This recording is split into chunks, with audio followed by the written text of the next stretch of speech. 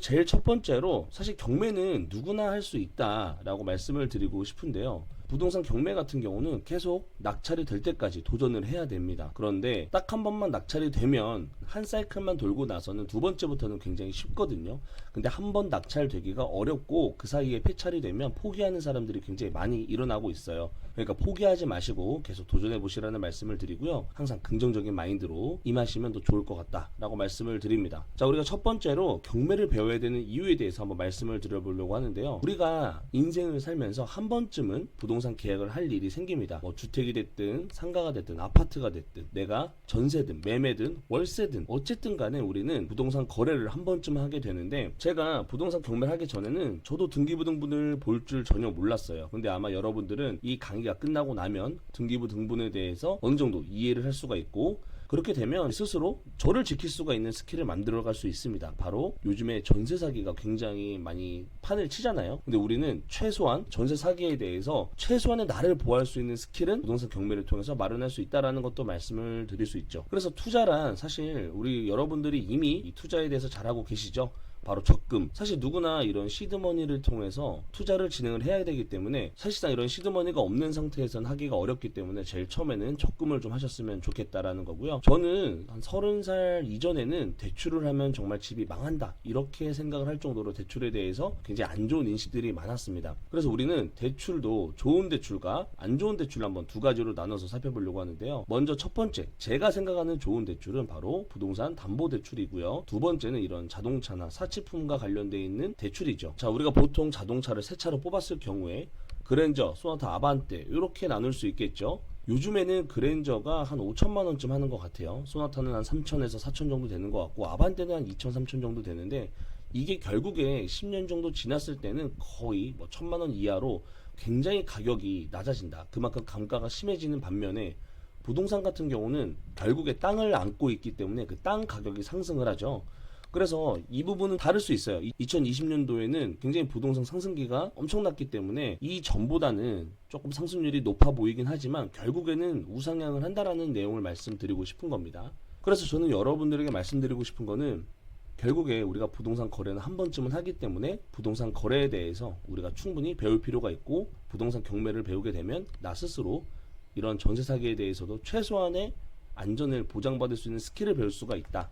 그리고 적금도 투자의 개념이기 때문에 시드머니를 꼭 모아서 투자를 해보시면 좋을 것 같다 말씀을 드렸고요. 대출도 결국에는 부동산과 관련되어 있는 대출은 그나마 나쁘지 않은 대출이라고 볼 수가 있는데, 자동차나 명품 이런 사치품에 대한 대출은 약간 나쁜 대출이라고 볼 수 있다라고 저는 여러분들께 말씀을 드립니다. 자, 그러면 대출을 어떻게 활용하면 좋은가, 이 부분에 대해서 한번 잠깐 이야기를 나눠보려고 하는데요. 요즘에는 이런 말들이 굉장히 익숙하죠. 레버리지. 결국에는 이런 지렛대 이용을 해서 내가 갖고 있는 실제 자산에 비해서 더 큰 자산을 이런 은행빚을 활용해서 움직이고 내가 활용할 수 있다면 활용해야 된다는 얘기를 하는 거예요. 결국에는 우리가 1,000만 원밖에 없다고 해서 1,000만 원짜리 물건만 볼 필요가 없죠. 그거보다 조금 더 많은 뭐 4천만 원, 5천만 원까지 우리가 물건을 보면은 조금 더 그 수익이다 이런 거에서도 충분히 더 몇 배의 힘을 이용할 수가 있다라는 걸 말씀을 드리는데요. 우리가 2002년도 생각해 보시면 어떤 일들이 있었죠? 2002 월드컵이 생각이 나시죠? 그러면 1997년 어떤 일들이 있었을까요? 바로 IMF예요. 이 IMF를 주제로 이런 영화도 나왔었죠. 이때 당시는 굉장히 이 사회가 엄청나게 혼란스러웠습니다. 대기업은 망하고 환율은 올라가고, 이렇게 어려운 환경 속에서도 결국에는 성공하는 사람이 있더라라는 거죠. 아마도 여러분께서도 충분히 예상 가능한 분이 이 주인공이라고 볼 수가 있는데, 바로 서장훈 씨입니다. 서장훈 씨 같은 경우는 2000년도 2월에 서초동에 있는 빌딩을 약 28억 1,700만 원에 낙찰을 받았어요. 그래서 13억 원의 대출을 받았죠. 자, 그러면 13억 원의 대출을 받았으니까 실제로 이분 같은 경우는 15억 정도만 있으면, 물론 취득세나 이런 거는 별개이지만 한 15억 정도만 있으면 이 건물을 살 수가 있었던 거죠. 이 자료가 나왔던 시기가 2015년 정도 됩니다. 그러니까 10년 정도 전에 자료라고 볼 수가 있는데, 벌써 이때만 해도 보증금 5억에 월 4천만 원 정도 나온다고 나와 있고요. 시세가 150억 정도 된다고 나와 있습니다. 그러면 일반 매매로 2005년에 추가적으로 매입한 흑석동 빌딩에 대해서 말씀을 드리면요. 이때 당시에는 58억 원, 보증금 10억에 월세 2,800만 원, 대략 90억에서 120억 정도 된다고 나와 있죠.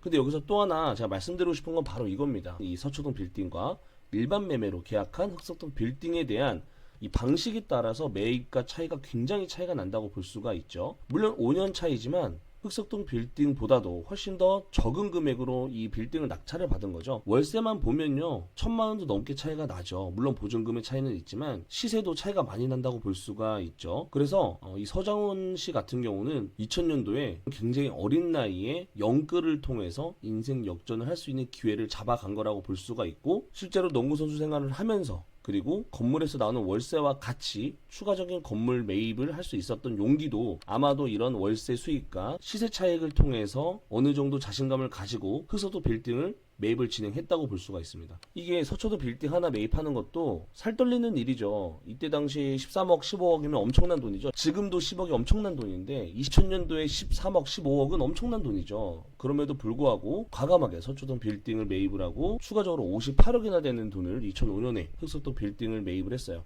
물론 지금 이 두 빌딩을 만약에 매각을 한다면 수백억의 차익을 볼 수는 있겠지만 이런 방법 하나로도 저렴하게 살 수가 있고, 제가 생각할 때는 경매 같은 경우는 이렇게 비싼 건물일수록 경매로 낙찰을 받으면 훨씬 더 저렴하게 낙찰을 받을 수 있는 굉장히 좋은 수단이라고 볼 수가 있죠.